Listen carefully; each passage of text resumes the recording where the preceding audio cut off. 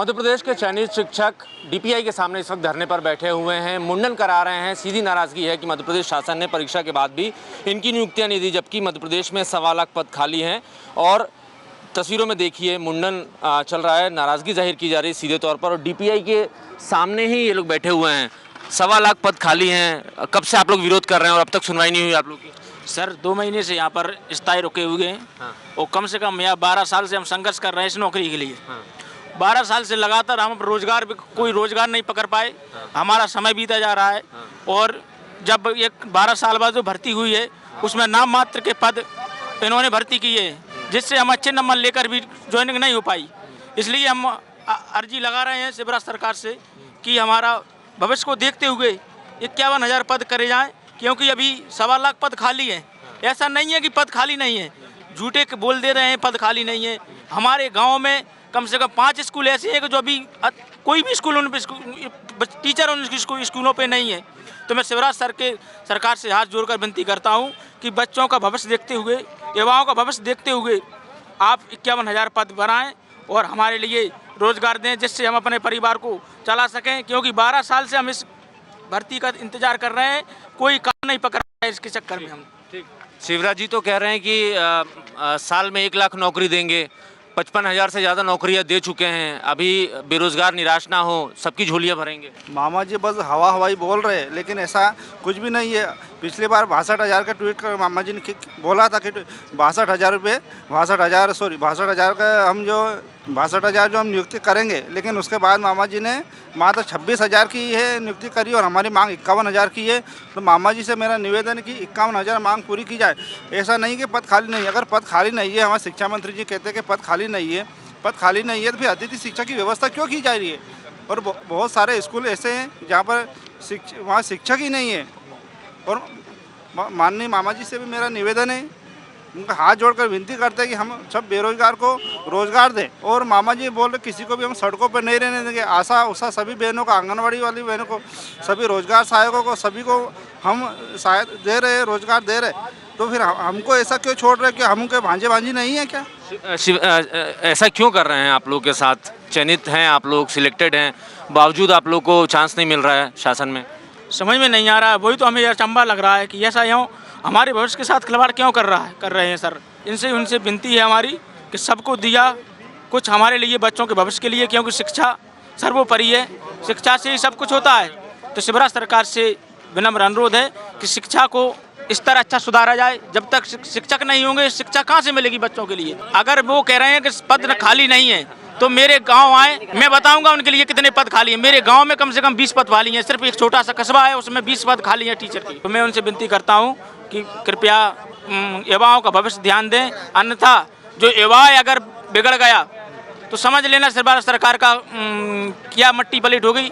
ये आप चुनाव के टाइम पर देख। 4 महीने बाद चुनाव है, क्या इसका असर दिखेगा अगर नियुक्ति नहीं हो रही आप लोग की?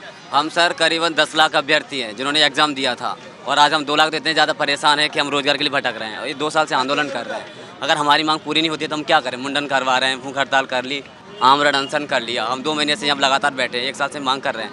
हमारे बस यही मांग है कि प्रमोशन से, शिक्षा मंत्री जी ने बोला कि प्रमोशन से खाली पद होंगे उनको भरा जाए, रिटायरमेंट से पद खाली होंगे उनको भरा जाए। और जितने भी पद खाली है, प्राथमिक शिक्षक में भी बहुत रिटायरमेंट और प्रमोशन खर्च से पद खाली हुए हैं। हमारी मांग ये है कि उनको पदों को भरा जाए और हमारी जो नाम मात्र के पद है उनको बढ़ाकर पद वृद्धि की जाए, ज़्यादा से ज़्यादा 51,000 पदों पर भर्ती की जाए। नहीं तो हम इसी तरीक़ा से मामा जी के यहाँ पे प्रदर्शन करते रहेंगे, मांग करते रहेंगे। और इसका असर हम चुनाव में, जो पूरे मध्य प्रदेश का, ये किसी एक जिले की बात नहीं है, पूरे मध्य प्रदेश के युवा हैं और ये पूरे मध्य प्रदेश के युवा बायकॉट करेंगे। मामा जी को कोई मतलब सपोर्ट नहीं करेंगे। 2,94,000 युवा हैं जो अभी क्वालिफाई हैं। सब युवाएँ तैयार हैं। उनकी समस्याएं हैं, कोई कुछ समस्या तो यहाँ आने में प्रॉब्लम है, लेकिन अपने अपने गांव में सब हम तो आंदोलन कर रहे हैं। सब अभ्यर्थी हैं। हमें किससे मतलब? हम तो अभ्यर्थी हैं। मामा जी को सभी विभागों उन्होंने दे दिए, रोजगार सहायकों को उन्होंने दे दिया, महिलाओं को जो थी वो स्वास्थ्य कर्मी वाली उनको दे दिया। तो हमारी पदवृद्धि क्यों नहीं कर रहे? हमारी कब करेंगे? हम कब तक बैठे रहेंगे? और जब तक हमारी मांग पूरी नहीं हो जाती, हम इसी तरीके से धरना प्रदर्शन करते रहेंगे, मामा जी से मांग करते रहेंगे। जाहिर है 4 महीने बाद मध्य प्रदेश में चुनाव है, इसका असर भी देखा जा सकता है। शिक्षा मंत्री का क्या रवैया है? शिक्षा मंत्री बहुत कन्फ्यूजन वाली स्थिति में है। कहते हैं कि प्रमोशन से पद भरेंगे, जल्दी नियुक्ति होगी। शिक्षा मंत्री जी का कुछ रवैया समझ में नहीं आता है, या तो हमें लगता है कि मध्य प्रदेश के शिक्षा मंत्री जी अनपढ़ हैं। अभी केंद्र सरकार ने अपने मध्य प्रदेश शासन को बताया है कि हम मध्य प्रदेश में कक्षा 1 से 8 तक 69,000 पद खाली हैं। फिर भी क्या शिक्षा मंत्री को ये समझ में नहीं आता है कि केंद्र में भी बीजेपी की सरकार है, वो बोल रही है तो अनसुनी क्यों कर रहे हैं। हमारी मांग है कि प्राथमिक शिक्षक भर्ती अभी आधी भर्ती हो गई है। और मैं ये भी बता देना चाहता हूँ कि मामा जी की और शिक्षा मंत्री जी की एक गलतफहमी है। हम लोग 1,94,000 हैं और उनके परिवार भी हैं, तो हम लोग कुल मिला के 5 लाख बनते हैं। तो इस गलतफहमी में मामा जी ना रहें। हम लोग युवा हैं, आपको मालूम होगा कि जिस दिशा में युवा जाता है उस दिशा में सरकार बदल जाती है। तो हम लोग यदि हमारी मांग को पूरा नहीं किया गया तो हम बीजेपी सरकार की ईंट से ईंट बजा देंगे। हाँ, बीजेपी सरकार की ईंट से ईंट बजा देंगे। और जो 2023 का विधानसभा चुनाव है, आप देखिए हमारी क्या दुर्दशा है।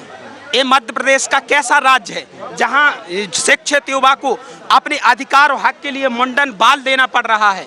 ये मध्य प्रदेश की कैसी सरकार है। मैं शिवराज सरकार को ऐसी हाय हाय करता हूं, शिक्षा मंत्री को भी हाय हाय करता हूं कि हमारी यदि पद वृद्धि नहीं की गई तो हमारा आंदोलन इसी प्रकार चलता रहेगा और 2023 में हम उसका जवाब देंगे। देखिए, बहुत सारी महिलाएं भी हमारे साथ हैं जो चयनित शिक्षक हैं। मैडम, क्या नाराजगी है आप लोग का? आज आपके साथी मुंडन करा रहे हैं। सर, आज का दिन तो मतलब मध्य प्रदेश के इतिहास में काला दिवस के रूप में ही लिखा जाएगा कि एक टीचर जिसे अपने स्कूलों में होना चाहिए, अपने बच्चों का भविष्य बनाना चाहिए, वो आज अपने अपना मुंडन करवा रहा है और वो भी यहाँ रोड पर बैठकर।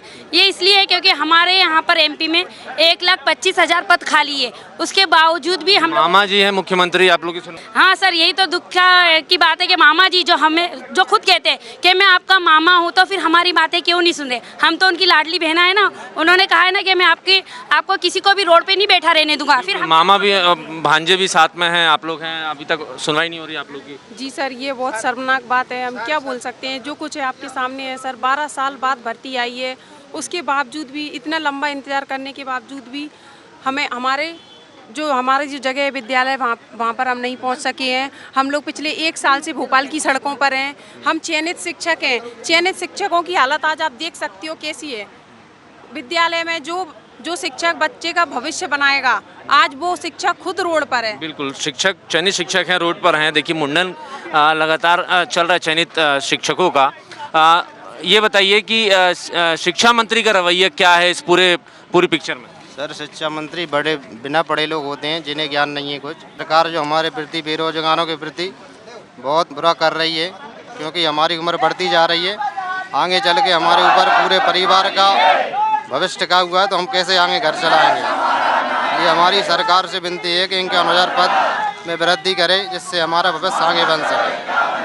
जी, जाहिर है मध्य प्रदेश में 1.25 लाख पद खाली है। शिवराज सरकार ये दावा करती है कि 1 लाख पद चुनाव के पहले भर दिए जाएंगे, लेकिन तस्वीरों में आप देखिए चयनित शिक्षक धरने पर बैठे हैं और मुंडन करवाकर अपना विरोध जाहिर कर रहे हैं और सीधे तौर पर ये चुनौती भी दे रहे हैं कि अगर वक्त रहते शिवराज सरकार ने इनकी मांगें नहीं मानी तो इसका नतीजा चुनावों में दिखेगा।